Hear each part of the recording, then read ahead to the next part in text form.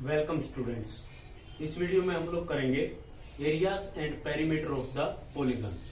तो इसमें जो मैं पहले 5 पॉइंट्स करवाऊंगा वो हमारे सिलेबस से रिलेटेड होंगे और अगले जो 4 पॉइंट होंगे हमारे वो कंपटीशन लेवल से रिलेटेड होंगे, जैसे एनटीएससी, ओलंपियाड, एक्स्ट्रा। ठीक है, तो हम लोग देखते हैं। सबसे पहले लेते हैं पैरेललोग्राम। सबसे पहले क्या? पैरेललोग्राम। पैरेललोग्राम की शेप आपको पता ही है, ये शेप होती है। Opposite two sides are parallel, है ना, pair of opposite two sides are parallel. ये ए हो गया, ये बी एंड इक्वल, ये इसके इक्वल होगा। तो ये भी ए होगा, ये बी है तो ये भी क्या होगा, बी होगा। तो पेरीमीटर क्या होता है? किसी चीज के चारों तरफ से घूम जाना, मीन्स चारों साइड्स, जितनी भी साइड्स होती है उन सभी का जोड़। ठीक है ना। तो ए प्लस बी प्लस ए प्लस बी कितना हो गया? 2a प्लस 2b, और 2 कॉमन ले लेते हैं तो हमारे पास आया 2a प्लस बी। और अगर हम लोग इसके एरिया की बात करें तो एरिया के लिए हमें इसकी हाइट चाहिए होगी students, distance between these 2 parallel lines, ये हो या फिर इनके बी के बीच की पैरेलल बीच की डिस्टेंस हो। तो हम लोग इन दोनों साइड्स के बीच की डिस्टेंस ले रहे हैं, तो हमारे पास एरिया इज इक्वल टू आएगा बेस इनटू में हाइट। तो यहां पे हम लोग बेस को ए से डिनोट कर रहे हैं और हाइट को एच से डिनोट कर रहे हैं। ठीक है ना स्टूडेंट्स, ये हमारे पास क्या आ गया? Area of parallelogram. उसके बाद हम लोग ले लेते हैं रेक्टेंगल। रेक्टेंगल आपको पता ही है स्टूडेंट्स, ये साइड ए मान लेते हैं, ये ए, ये बी, ईच एंगल कितना होता है? 90 डिग्री होता है। ओके, तो पेरीमीटर इसकी क्या होगी? A plus A 2a, B plus B 2b, same है, और 2 कॉमन ले लिया तो हम लोगों ने, तो हमारे पास पेरीमीटर है स्टूडेंट 2a प्लस बी। अब करते हैं एरिया की बात, base into height. Students area क्या आएगा हमारे पास? Base into height. ओके, तो इसका एरिया हम लोग क्या लेते हैं स्टूडेंट्स? a into B. और अगर इसका डायगोनल हमें निकालना पड़ जाए d, कई बार निकालना पड़ जाता है, तो d हमारे पास क्या आएगा students? Under root of A square plus B square. Okay, next देखते हैं हम लोग रोम्बस। रोम्बस से आप अच्छे भली भांति परिचित है। ओके, रोम्बस की ऑल साइड्स क्या होती है? इक्वल होती है। डायगोनल्स में क्या खास बात होती है भाई? डायगोनल्स भी आपस में बाइसेक्ट करते हैं और परपेंडिकुलर बाइसेक्ट करते हैं। ओके, तो अगर इसकी साइड ए है तो ये भी ए होगी, ये भी ए होगी, ये भी ए होगी। पेरीमीटर क्या हो जाएगी स्टूडेंट? ए प्लस ए प्लस ए प्लस ए। ओके, तो पेरीमीटर क्या होगी? A plus A plus A plus A, 4a हो गया। ओके, और अगर हम लोग इसके एरिया की बात करें तो ये D1 हो गया और ये D2। इसको D1 मान लिया हमने और इसको क्या मान लिया? D2 मान लिया स्टूडेंट्स। तो इसका एरिया हमारे पास क्या आ जाएगा students? 1/2 D1 into D2, 1/2 D1 into D2। दोनों डायगोनल्स की आपके पास क्या होनी चाहिए? लेंथ होनी चाहिए। स्टूडेंट्स एक और तरीका भी है इसका एरिया निकालने का, ठीक है ना। अगर इनके दोनों के बीच का थीटा दे रखा हो, कोई भी 2 साइड्स के बीच का थीटा दे रखा हो, तो इसको हम थीटा मान के चलते हैं। तो हमारे पास जो एरिया जो बनेगा स्टूडेंट्स, ए स्क्वेयर साइन थीटा बनेगा, ए स्क्वेयर साइन थीटा, क्योंकि इसकी हर साइड क्या है? ए। ओके, और दोनों के बीच का एंगल क्या लेके चलेंगे स्टूडेंट? Sine theta. ओके, अगर वो यहाँ वाला थीटा भी दे देता है, यहाँ का एंगल, तो आप ये एंगल इजीली निकाल ही सकते हो। लाइक ये आपको 120 दे दिया, तो इन दोनों एंगल का सम कितना होगा? 180 में से 120 गया तो कितना बच गया? 60 बच गया स्टूडेंट। ठीक है, ये फॉर्मूला भी आपको ध्यान होना चाहिए। नेक्स्ट लेते हैं हम लोग स्क्वायर। स्क्वायर पता ही है हमें, है ना। इस ईच साइड क्या मान ली? ए, और इसका डायगोनल डी से डिनोट कर देते हैं।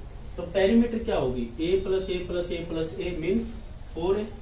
और बेटा जी इसका जो एरिया है वो क्या होगा? हमें पता ही है, साइड्स का स्क्वायर, साइड का स्क्वायर। और इसका एरिया निकालने का एक और फॉर्मूला भी होता है, कई बार जब डी दिया होता है। क्या दिया होता है स्टूडेंट्स? डी। तो 1/2 डी का स्क्वायर, जब डायगोनल दे रखा हो तो 1/2 डी का स्क्वायर। और इसका डायगोनल अगर निकालना पड़ जाए किसी केस में, अगर डायगोनल दे रखा तो एरिया सीधा निकाल सकते हैं हम लोग। देखिए कंपटीशन में यूज होगा ये फॉर्मूला, अदरवाइज तो आप लोग इसकी साइड निकाल के भी, अगर डायगोनल दे रखा हो तो भी आप साइड निकाल सकते हो। हाँ जी, अगर इसका डायगोनल निकालना हो तो ये साइड क्या मान लेते हैं, ए, तो हमारे पास इसका डायगोनल क्या आ जाएगा स्टूडेंट्स, √2a। डायगोनल क्या आ जाएगा स्टूडेंट्स, √2a। ओके, नेक्स्ट हम लोग ले लेते हैं ट्रेपीजियम। ट्रेपीजियम की डेफिनेशन आपको पता ही है, one pair is parallel and another pair of opposite side is non parallel. Okay, एक आइसोसेल्स ट्रेपीजियम भी होता है हमारे पास, बट उसके बारे में हम लोग कोई डिस्कस नहीं करेंगे फिलहाल। ये साइड ए मान लेते हैं, बी, सी, डी। ओके, और इनके बीच की जो डिस्टेंस है उसको हम लोग क्या मान लेते हैं स्टूडेंट्स, एच मान लिया।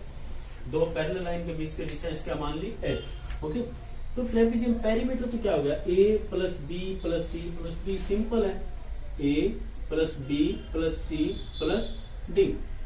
लेकिन अगर हम लोग इसके एरिया की बात करें तो एरिया हमारे पास क्या आएगा स्टूडेंट्स, 1/2 ए प्लस बी, दोनों अपोजिट साइड्स का सम, ए प्लस सी, इन साइड्स का सम इनटू में इनके हाइट, ए प्लस सी आ जाएगा यहाँ पे और इनटू में हाइट। ठीक है ना स्टूडेंट्स। एक आइसोसेल्स ट्रेपीजियम होता है, आइसोसेल्स ट्रेपीजियम में क्या खास बात होती है उसकी, ये नॉन पैरेलल साइड्स जो है इक्वल होती है। इसको हम लोग क्या कहेंगे स्टूडेंट्स, आइसोसेल्स ट्रेपीजियम। ओके, ये दोनों साइड्स क्या होंगे आपकी, इक्वल होंगी। तो यहां तक हमारे हो गए बोर्ड लेवल की बातें। अब थोड़ा सा अच्छा छोटा पॉइंट भी वैसे बोर्ड लेवल के लिए है, तो इसमें हम लोग क्या करेंगे, एरिया ऑफ क्वाड्रिलेटरल निकालेंगे। ठीक है ना, क्वाड्रिलेटरल की पेरीमीटर, क्वाड्रिलेटरल मींस कोई भी शेप, देखो ये भी क्वाड्रिलेटरल ही है, बट इनके अलावा अगर कोई हमारे पास शेप हो तो मैं इसको यहां पे क्वाड्रिलेटरल ही लिख रहा हूं। ओके, कोई भी शेप हो क्वाड्रिलेटरल की, कोई जरूरी नहीं है इन ऊपर गिवन शेप में से हो, A B C D. Okay, A B C D, ये हमारे पास एक क्वाड्रिलेटरल हो गया। ओके, तो इसकी पेरीमीटर तो सिंपल सी बात है भाई, दिस प्लस दिस, है ना, ए प्लस बी।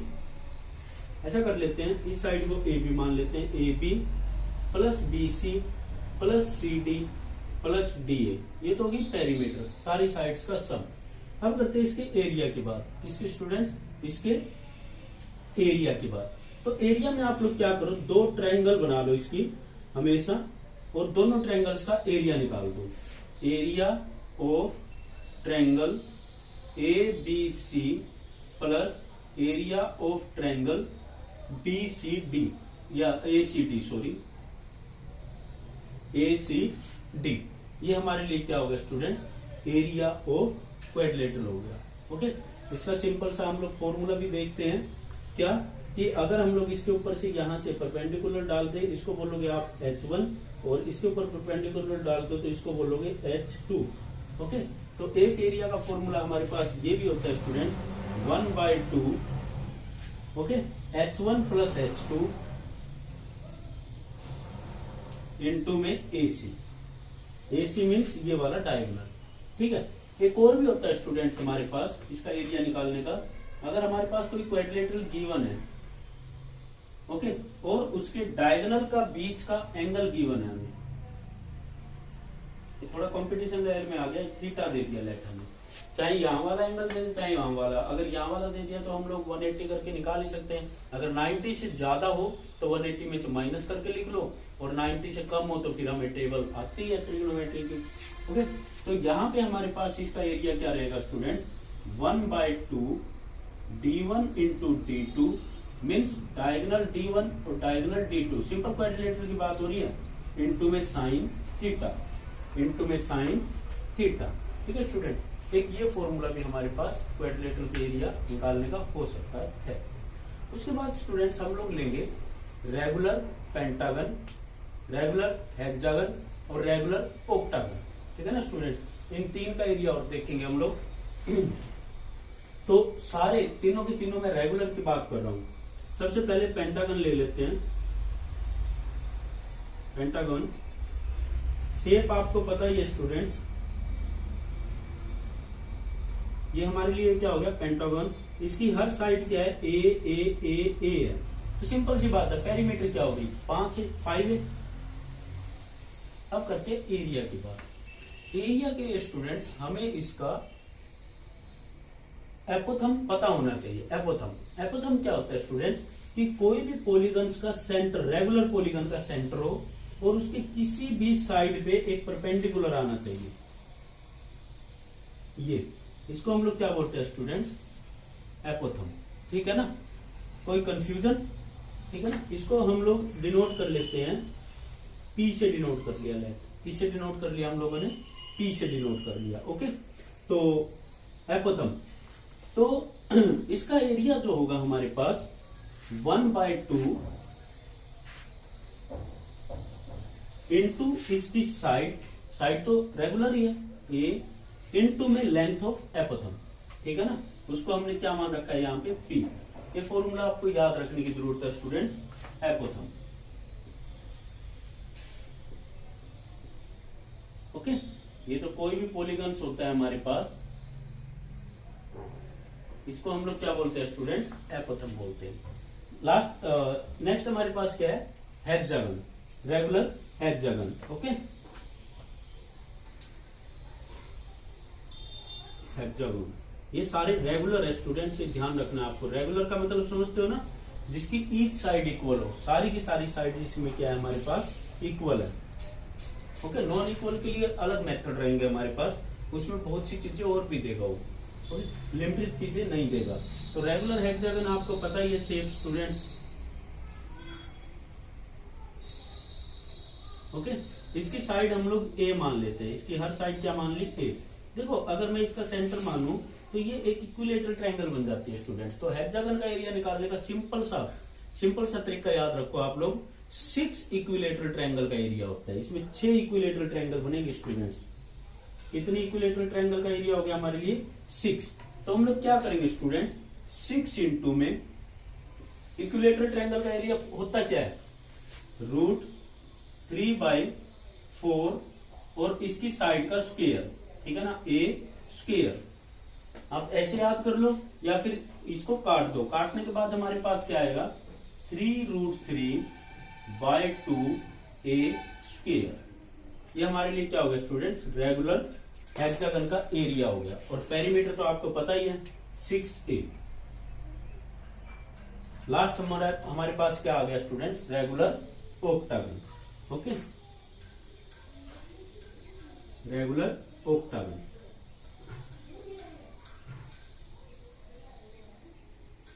शेप आपको पता ही है स्टूडेंट्स,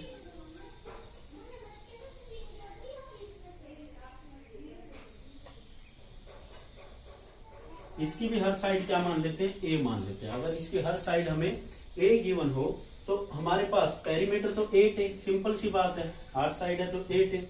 और इसका एरिया का फॉर्मूला जो होता है हमारे पास 2 ब्रैकेट शुरू √2 + 1 इंटू में ए स्क्वायर। ए स्क्वायर मीन्स साइड का स्क्वायर।